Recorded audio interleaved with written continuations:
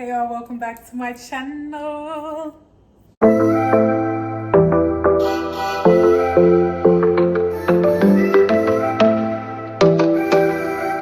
Okay, we're surrounded by books. We have a few different options. Today, it's a book recommendation.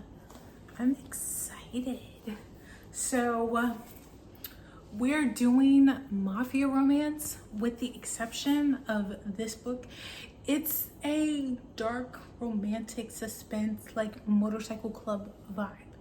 The rest of these are mafia, and the rest are also like part of series. And there are other mafia books that I want to recommend. I just don't like have like a physical copy of them. But when I do these videos, I like to show the physical copy. So yeah, I realized I hadn't done a mafia romance recommendation before. So what better time than to start right now?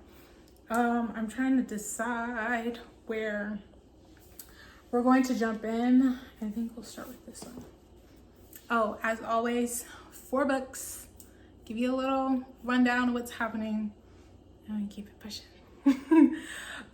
So first we have Hexed by Emily McIntire. Love her.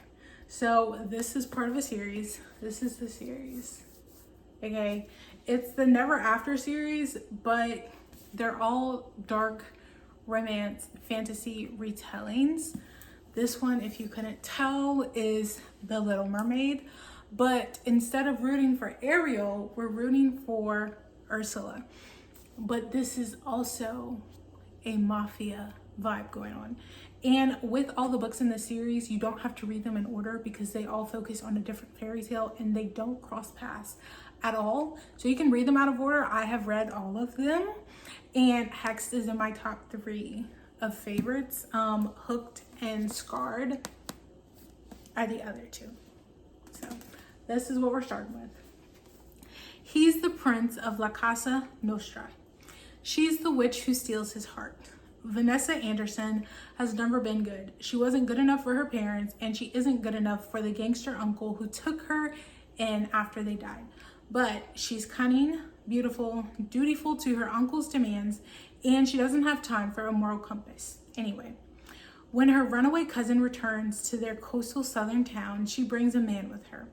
And Vanessa soon realizes he's the only one who's ever seen her for her. But there's just one problem. She can never be with him. Enzo, lover boy Marino, is a wealthy businessman by day and prince of the underworld by night. Underboss to a notorious mafia syndicate, he answers to no one except his father, the strongest dawn in the Northeast. When he's tasked with marriage, Enzo doesn't think twice until he meets his fiance's cousin.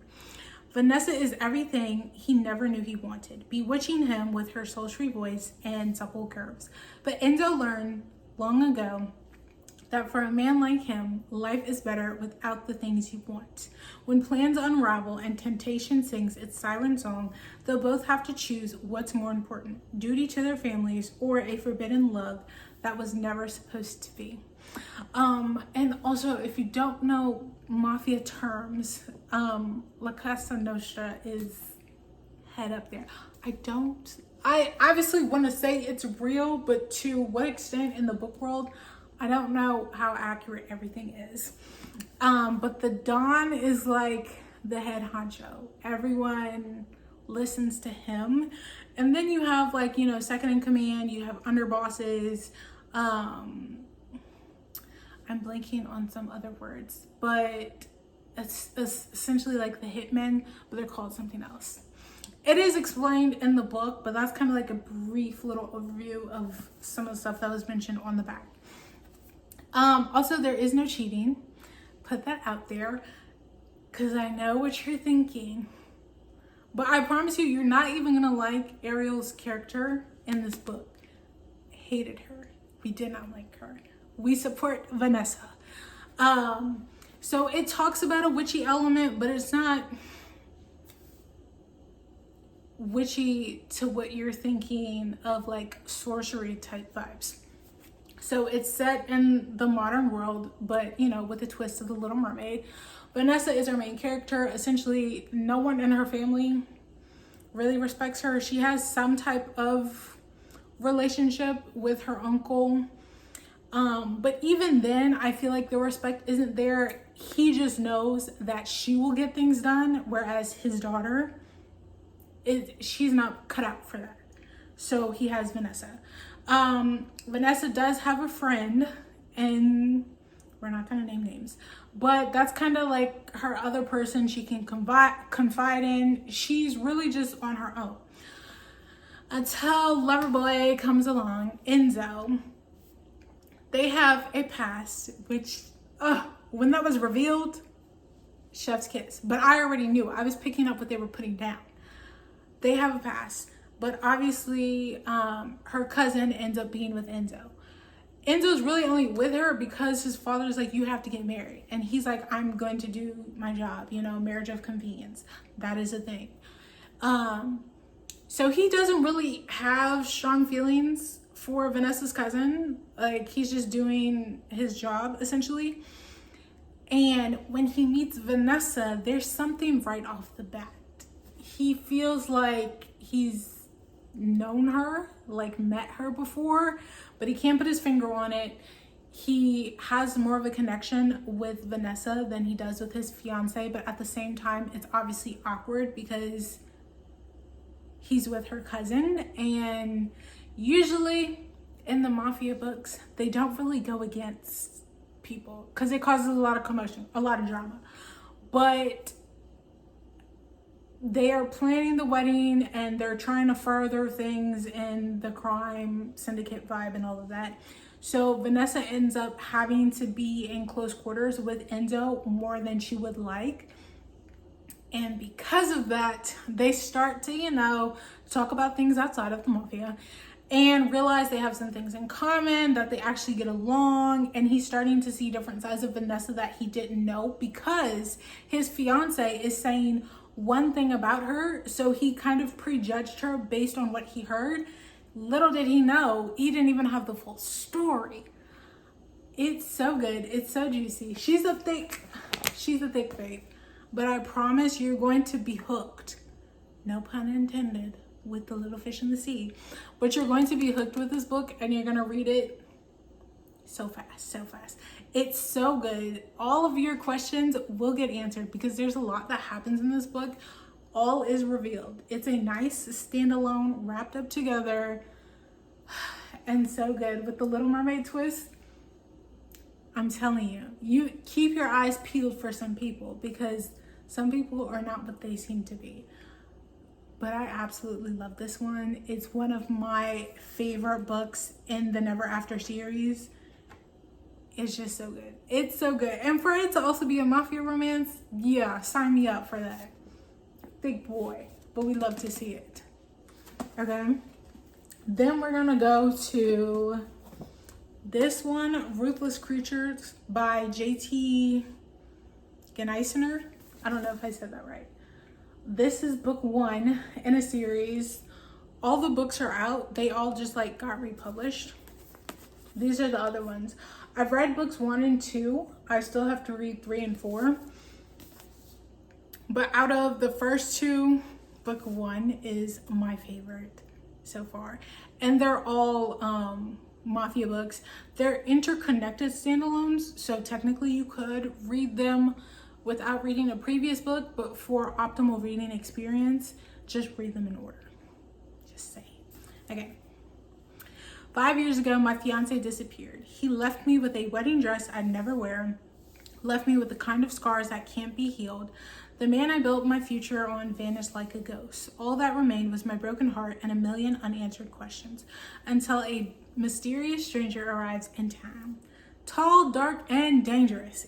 Cage is as full of secrets as he is sex appeal. Though I know he's hiding something, I'm drawn to him like a moth to a flame.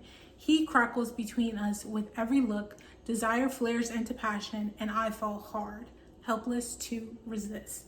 But then I discover he's been sent to collect on an unpaid debt from my missing fiance, and the debt is me. Y'all, this was good. This one was good. It also has bonus content, and the bonus content is from Cage's point of view of when he first meets her. And it gives a little something of what's going on, because when they have that initial first interaction, it's not from Cage's point of view. So you don't really know what he's thinking. Get it. So, yeah, homegirl's fiance flat up disappears and so forth. So now she's just trying to get her life together. And one day, I believe it was like in the bar or something, Cage walks in. He's kind of like eyeballing her. He's not really talking to other people because he's there to watch. And she notices, and I think one of her friends notices that he's watching, but she's low-key not in the mood to be having a relationship with somebody. She's just trying to do her job. She's got a lot on her plate, and a man is not what she's trying to add. So she is like noticing that people are coming up to him and he's not paying them any attention. So at first he's like, you know, what's going on? Whatever. Then he just kind of keeps coming back, same little deal, not really socializing, talking to other people. And then she realizes he's kind of stalking her. He's showing up at her place of work, kind of following her at home. And she's like, okay, this is a little suspicious. I want to keep my distance. And then it is revealed that Cage is there to collect the debt, which is her. And she did not know the type of stuff her fiance, ex-fiance, was dealing with. Like she knew somewhat of what he was doing for work, but not to an extent of who he was dealing with. And I guess Cage is kind of like an enforcer type. That's what I was looking for, the word I was looking for. Instead of hitman, it's like an enforcer. They, you know, enforce stuff. If they gotta go get somebody, they gotta go get somebody. If they gotta take somebody out, they gonna take somebody out. Enforcer. I think that's kind of where Cage is. And so like his task is to take her out because of what her ex-fiance, you learn what he did, but he did some stuff and she's essentially collateral damage. But Cage starts to like stalking her, like being around her, but at the same time he's like, this is putting my job in jeopardy, because again, you're not supposed to go against the mafia. That's not something you do. And he knows this can kind of jeopardize him and his position and his role and things of that matter. And you know, he's known for getting the job done. Like, you want it done, they're calling him. So it kind of a little bit, I would say, cat and mouse game, because she's unsure of him as well. Like, she's not trying to get involved with somebody in the mafia, but at the same time she's having a good time with him, and she has not been with anyone since her ex-fiance, because again, like, she got burned. She's not trying to deal with that anymore. So Cage kind of comes and it starts to be like a good time. She's just having a good time with him without knowing the full truth of everything. And Cage starts to realize he doesn't want to let her go. Like, he would like to keep her, but again, there are so many secrets and stuff that haven't been brought to light that could tarnish what they have going on. You see what I'm saying? It gets a little messy. I love it. It's also set in like a small town. So in this small town, everybody knows everybody. So business and drama gets shared very quickly, because it's not that many people and word gets around. And with certain secrets, obviously you would want to tell that person first before they hear it from somebody else. You see where I'm going with this? So yeah, a little bit of stalking, a little bit of cat and mouse, but nothing too crazy. All does get revealed in this book. Again, it is kind of like interconnected standalone type vibes, but every couple, their story will essentially be wrapped up by the end of this book, so you don't have to keep reading the books in the series if you don't want to. And again, this version has the bonus content, and I promise you, those chapters from Cage's point of view, you're gonna want them, because it gives you a newfound appreciation for him. So this one's a little bit quicker to read through. But yeah, we enjoyed her, and it set the bar really high for the rest of the books in the series. Again, I've only read the first 2, but this one is still my favorite.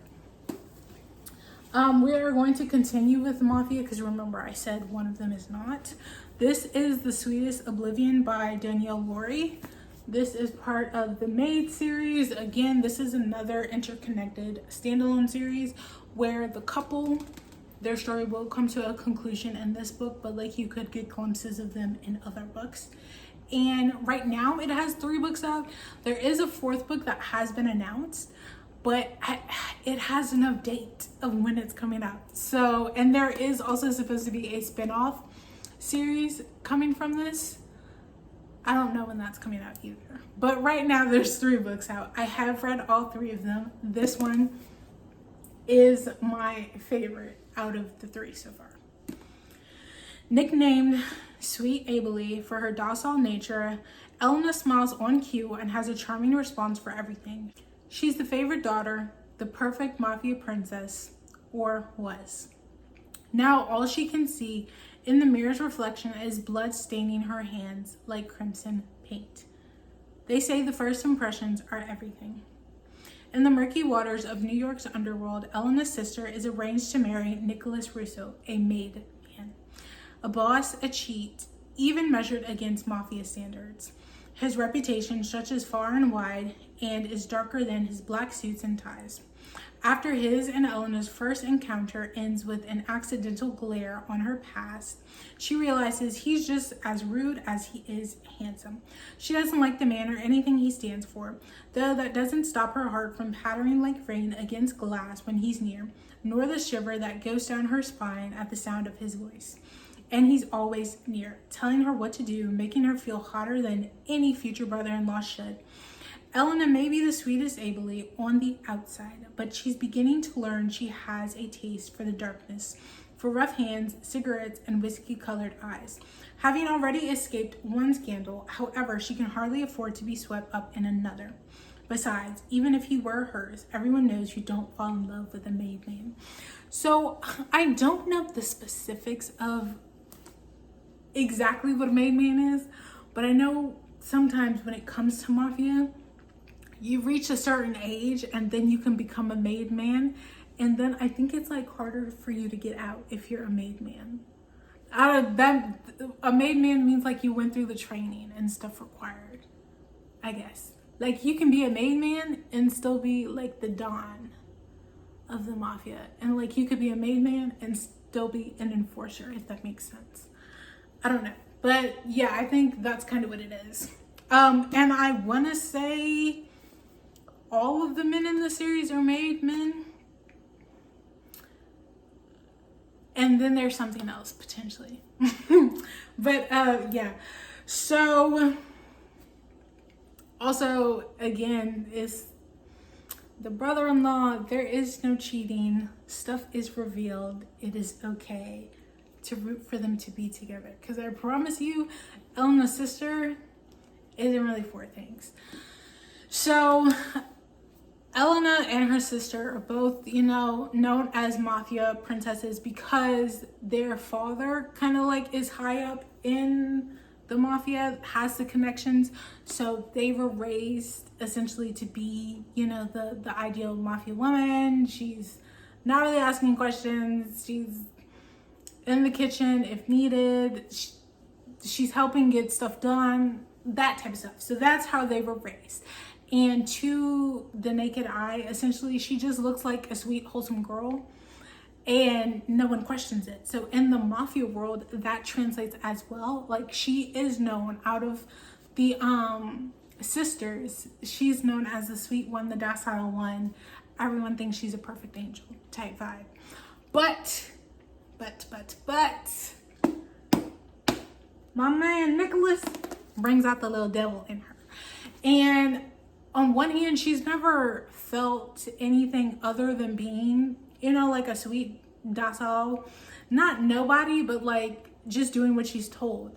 and she gets a different side of herself when she's with Nicholas. And I think it's also because it's kind of like that forbidden attraction. Like, she knows she's not supposed to be attracted to Nicholas or want to be with him because her sister is supposed to be with him.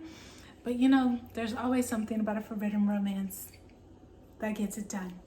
And Nicholas obviously likes Elena more than he likes her sister. But again, because it's like this arranged marriage, he didn't really have a choice in which sister it was going to be.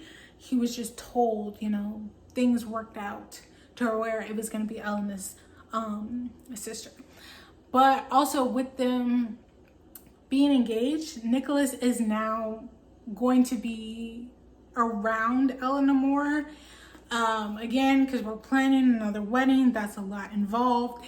And there are certain things that put them in each other's paths, and they start to talk and they realize they have more things in common. They actually get along quite well, and Elena starts to like who she is when she's with Nicholas. She gets to be unfiltered per se, or feels like she's more her true self when she's with him, as opposed to sweet Abelie that everybody knows her to be.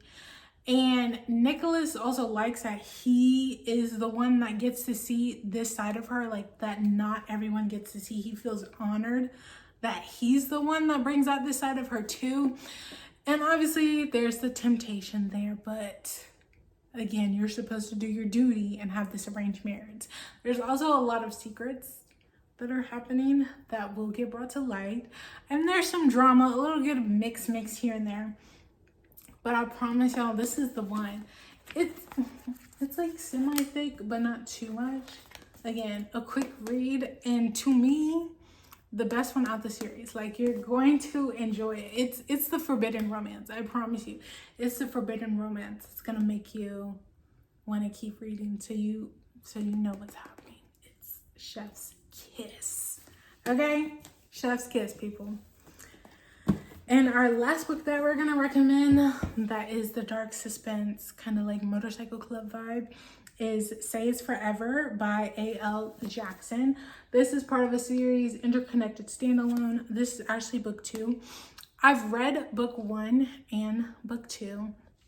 I have the 3rd book. I think it's 4 or 5 books in this series. They've all been like reprinted with new cover and edges, and I really enjoyed the first one as well, but I think after reading the second one, I started to like the second one a little bit more. But again, the first one is also really good.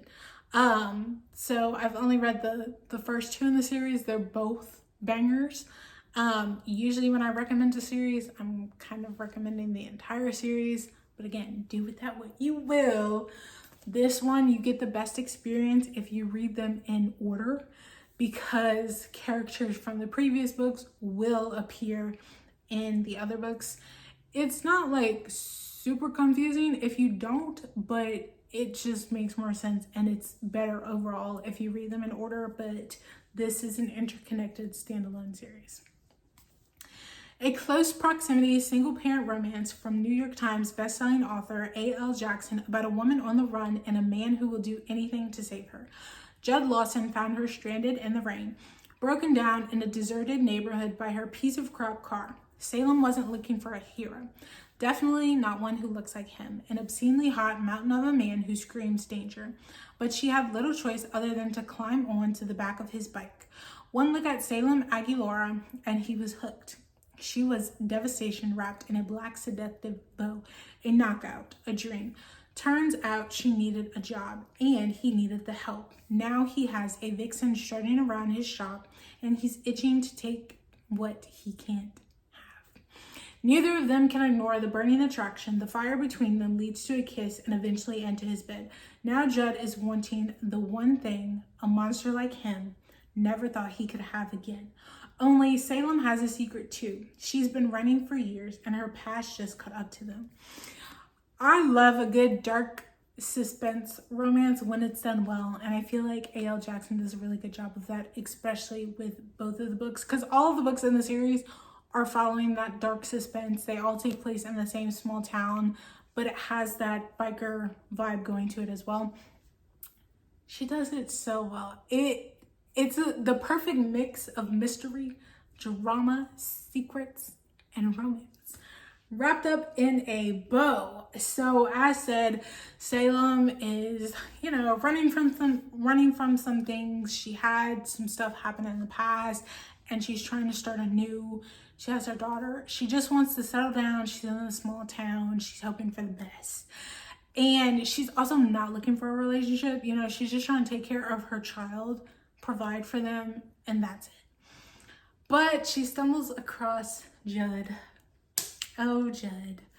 And their first interaction is, of course, meeting in the rain. And she's very hesitant because she does not know Judd, but at the same time, her car's not working. She needs to get home to her child. Judd is offering assistance. From their first meetup,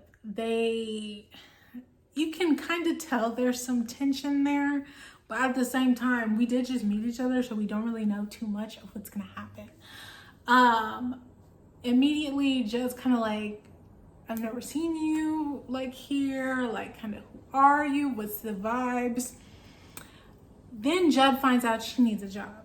Of course, he's trying to help her out because he wants to see her more. He wants to get to know her. And I mean, he has a position available at his shop. So why not just combine the two?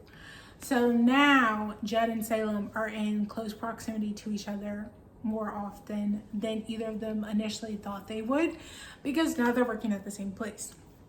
Except Judd is Salem's boss. Okay? With that being a reason, like, Salem is trying to stay away because she's like, you know, I just got this job. I'm trying to do right by being out here. She doesn't want to mess anything up. She doesn't want to cross that line with Judd because now her job is potentially on the line. It is a small town. Everybody knows everyone. Stuff gets around. And she's trying to focus on doing things right for her daughter. So she's not really trying to get caught up into anything. Judd isn't necessarily looking for a serious relationship, but at the same time, it's kind of like not opposed. He's trying to see where things could go with Salem. But again, Salem is coming with a lot, but so is Judd. But neither of them are thinking things would be serious. They do hook up. It does happen. And in the moment, they're all for it. Afterwards, they're not upset that they did anything, but all of their secrets and past that both of them have kind of came up, and they're like, I don't know if this would be a good thing or a bad thing. Not to mention Salem, in this small town, Salem's brother is also there, and Salem's brother and Judd, they aren't the best of friends, but they're not enemies, and he doesn't really want Salem to be with Judd, and he doesn't want Judd messing with his sister. So now we have that in play, but with that being in play, that also just means it's a little bit forbidden, a little secret, some drama, and that's always good. They finally kind of get to a pace where they're feeling comfortable with each other. They're not taking things too serious, but at the same time, they're not lax as to letting other people, like, they're exclusive, but not boyfriend and girlfriend. They're not putting a label on it per se. But then things from both of their pasts start to come up, and it complicates things for them a little bit. It makes them want to pull back, and it causes a little rift, but I promise it works out. It's chef's kiss. This one, she's not super thick, but a little bit. But again, I promise you'll be hooked when you start reading it. And because it's a dark suspense romance, you're gonna want your questions answered, and there's so much to unpack. You're gonna love it. And then you're gonna wanna keep reading the series. Cause again, like I said, books 1 and 2 are bangers. She has not missed yet. And I have book 3. So the bar is set insanely high based on the first 2, but it's so good. A nice dark suspense romance with a little bit of motorcycle club vibes going on. Not too heavy, but a little razzle dazzle in there. So there we have it. That's my last book I'm gonna recommend. yeah, this was fun. Again, I've read other mafia books. I just like don't have the physical book to show. But I felt it was time to recommend some that I personally enjoyed. These were like 4 or 5 star reads for me, that I really enjoyed, would read again and so forth. So yeah, if you have any like genres or something you would like to see me recommend books for, drop that in the comments below. I'm open. I read a lot of romance, fantasy, some mystery books. Yeah, YA, adults. I try. So yeah, drop it in the comments below if you'd like to see some specific genres recommended. I will try to do my best. But hopefully you enjoyed these books and give them a chance. I promise you'll enjoy. But if you enjoyed this video, please leave it a thumbs up. If you would like to see more, please hit the subscribe button down below. Peace and blessings, my loves.